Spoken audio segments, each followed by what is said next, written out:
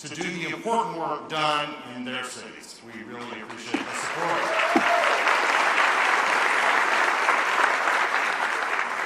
We're able to achieve so much more when we work in partnership with one another. Now, I know we have all been eagerly awaiting this moment. So everyone, it is my great honor to introduce you to our final speaker for the day, or next to final speaker for the day, who we are so lucky to have join us this morning. Like so many of our speakers today, his roots are in local government, where he first got started in public service as a county council member in Newcastle, Delaware in the 1970s. At age 29, he became one of the youngest people ever elected to the United States Senate, where he served for 36 years. And in 2009, he began his 8-year tenure as Vice President of the United States alongside President Barack Obama. And as we all know, in 2020, he was elected to the highest office in our nation. Ladies and gentlemen, please give it up for the one, the only President of the United States, Joe Biden.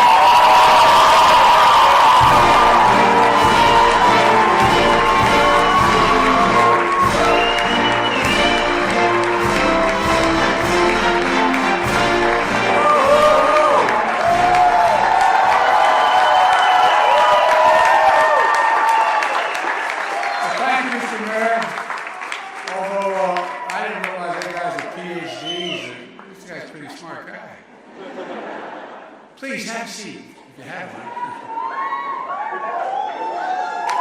It's so great to see you all.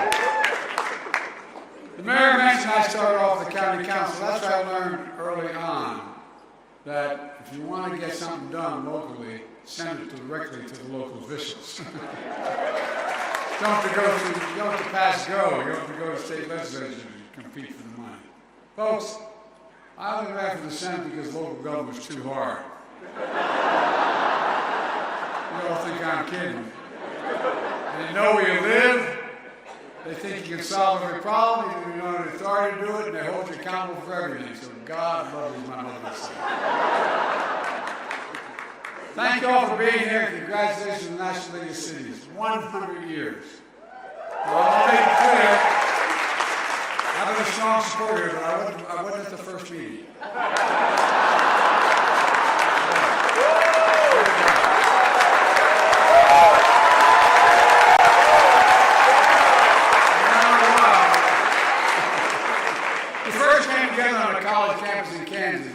Transformation in America. Cities and towns are growing fast. Our economy is changing and was pushed to transparency and reform and efficiency, a big push. And you help one another deliver for that folks ever since that time. Because, I mean, look, think about it, all kidding aside. People come to you first in your communities. They knock on your door. They expect you to be able to ask them, is my neighborhood safe? Will the bus be on time? I'm going to have run so I can get to work on time. My kid's going to have a good fortune of being able to stay in their hometown and make a living. You do what matters. You do what matters to people.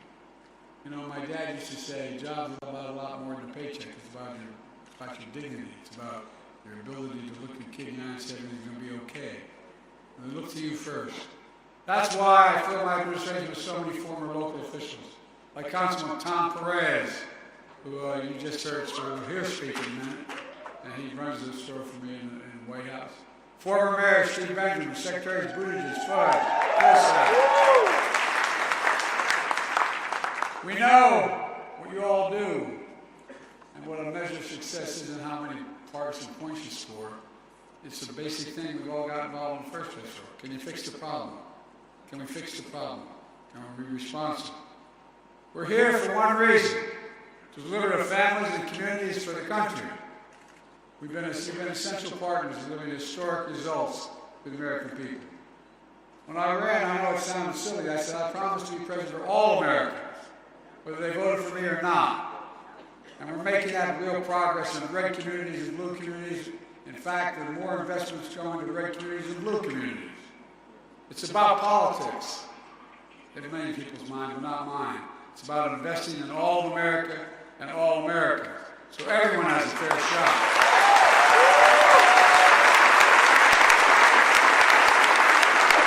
Leaving nobody behind. When I came to office, the pandemic was raging. Our economy was reeling. Communities everywhere faced devastating budget cuts. We turned things around.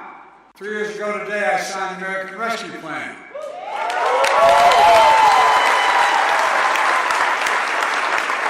Instead of just some of the few big cities, we provided $350 billion to state and local governments for you to decide how to be spent.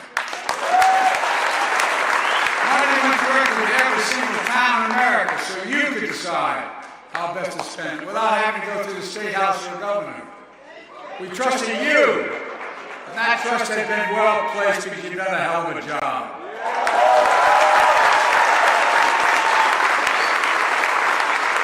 Use those funds to vaccinate your communities, to keep essential services going. Put cops on the beat, you put teachers in the classroom.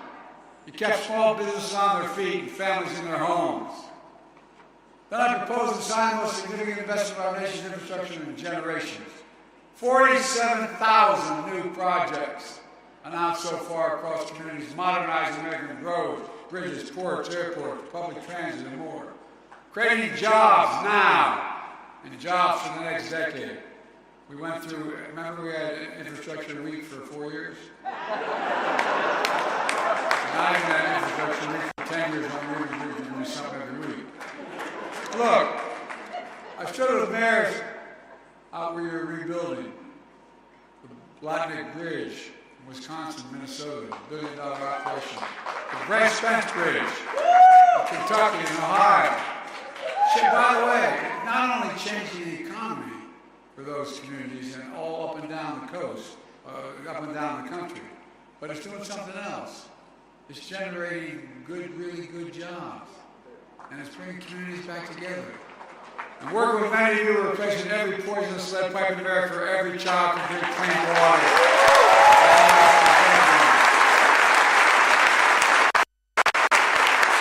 In January, we're all in North Carolina, where we're investing $3 billion to connect the entire state with affordable high-speed internet to end by the end of the decade. And we're doing it in all 50 states. It's critical for children to be able to do their homework, small businesses to be able to sell their products, folks to have access to telemedicine when they're driving without driving to see their doctors when they live in the countryside. We've already saved 23 million families $75 a month on internet bills. Congress needs to reauthorize that program now, by the way. I need your help.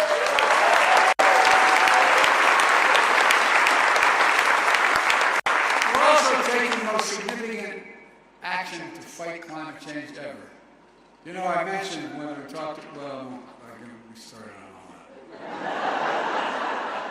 I feel pretty passionate about it. Look, I visited many of your towns as we work together to respond, rebuild, and increase reliance and resilience. But the resilience is the important part.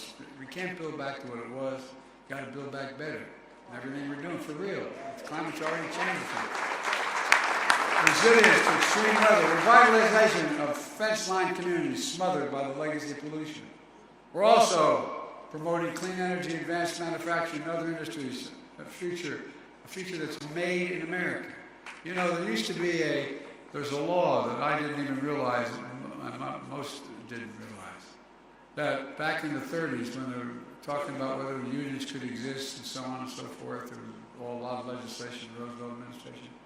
One law that got passed was any money sent to the president to spend on a federal project should be spent with American products and American workers.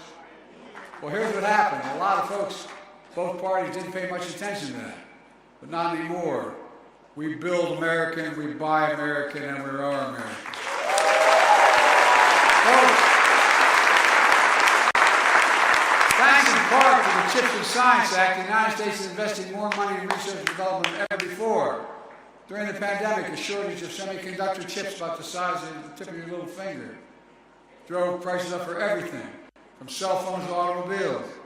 Well, instead of having to import semiconductors, which America invented, I might add, private companies are now investing billions of dollars to build new chip factories here in America.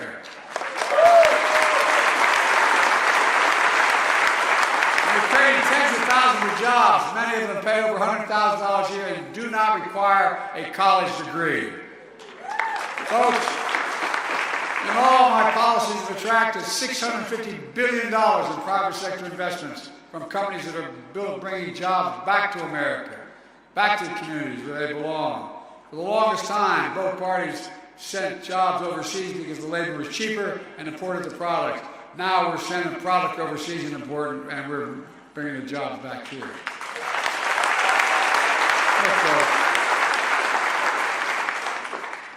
In thousands of cities and towns, we're seeing a great comeback story.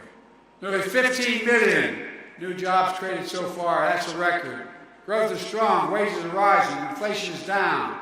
Individuals have filed to start an additional 16 million new businesses since I took office. Each application to do that is an act of hope. Along the way, we reduced the federal deficit, I might add. It hasn't gone up, it's gone down. Cut it by $1 trillion already, another $1 trillion over the next decade. And that's my goal, to cut by $3 trillion by making the wealthy and big corporations finally begin to pay their fair share. Folks, look, I'm a capitalist. If you make $1 billion, wonderful. Just pay your fair share, man. Not 8.2%.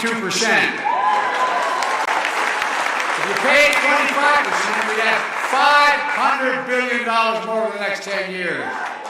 To cut the deficit, to provide child care, to do all the things we need to do.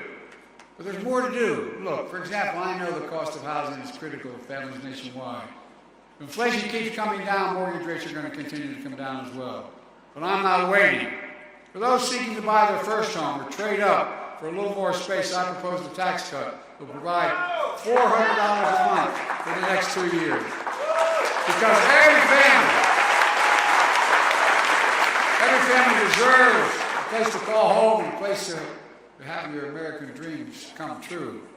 Look, millions of renters are also out there in trouble. We're also cracking down on those landlords who break the antitrust laws by price fixing those rents.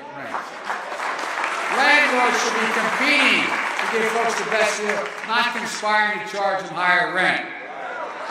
We also cut red tape so more builders can get federal financing, which is already helping construct a record 1.7 million new housing units nationwide. Because of you. And the federal budget that I'm releasing today has a plan for 2 million more affordable homes, including housing innovation fund to help communities like yours build housing, renovate housing, and convert empty office space and hotels into housing. Housing for renters, for owners, middle-class families, and folks struggling just to get by. Look, and we realize many of you are dealing with homeless encampments in your cities and towns. Well, we're providing $8 billion to allow you to provide alternatives, to move unhoused people off the street, get them in their homes. The bottom line, we have to build. That's how we bring housing costs down for good. Folks, at the same time, America deserves the freedom to be safe from crime. And America is safer today than when I took office. Starting with the American Rescue Plan, I made the biggest investment in public safety effort, and you used it well. You, all of you, have done a tremendous job in your communities putting those resources to work. Using federal money to hire more officers for effective and accountable community policing. Expanding violence intervention programs to help prevent crime. Folks, we don't always hear about it, but today's violent crime rates are down nationwide, nearly every major category. To one of the lowest levels in over 50 years. But there's more to do. But we're making American progress, serious progress. Look, there's another piece of unfinished business with border, the federal border we keep talking about. In November, my team began serious negotiations with a bipartisan group of senators led by a very serious conservative Republican senator, as well as Democrats. The result was a compromise bill of the toughest border security reforms this country's ever seen. That bipartisan deal would hire 1,500 more border security agents and officers, 1,100 more immigration judges to help tackle a backlog of 2 million cases that are just waiting to be heard, 4,300 more asylum officers, and new policies so they can resolve cases in 6 months instead of 6 years. 100 more high-tech drug detection machines to significantly increase our ability to stop fentanyl from being smuggled in America. By the way, no questions those numbers. This bill would save lives, bring order to the border. It has the funds that many of our cities badly need as well. It would also give me, as president, new emergency authority or any other president, temporarily shut down the border when a number of immigrants is overwhelming it to regain control of the border. Border Patrol Union endorsed it, the Federal Chamber, the National Chamber of Commerce endorsed it, and I believe given an opportunity, the House and Senate have the votes to pass it if they just bring it to the floor and vote on it.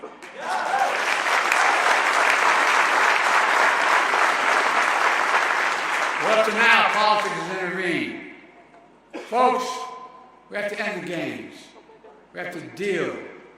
This deal is about a win for America. Your cities and towns, you all face the issue every single day. So it matters to you, your community, to tell your members in Congress to show up, show a little spine, pass the bipartisan border security.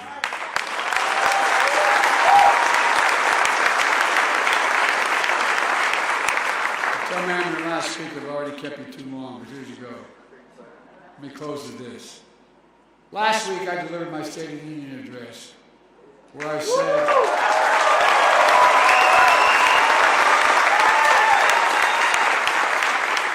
stated what I believe to be the empirical truth.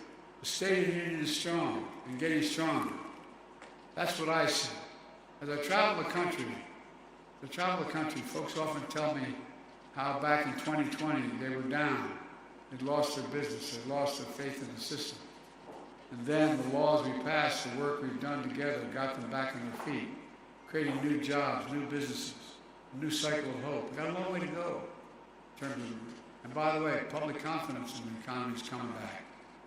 So when you see shovels in the ground, people going to work, I hope you feel what we do, and you feel it with a sense of pride.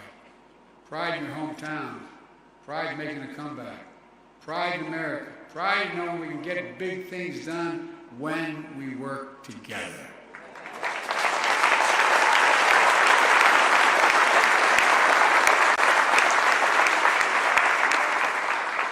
Folks, as I said, I've been around a few days. But I've never been more optimistic about our future. I mean that sincerely. We just have to remember who in God's name we are. We are the United States of America, for God's sake. There is nothing beyond our capacity. I mean, nothing beyond our capacity when we work together, like you all do. So let's work together. God bless you all. May God protect our truth. Thank you.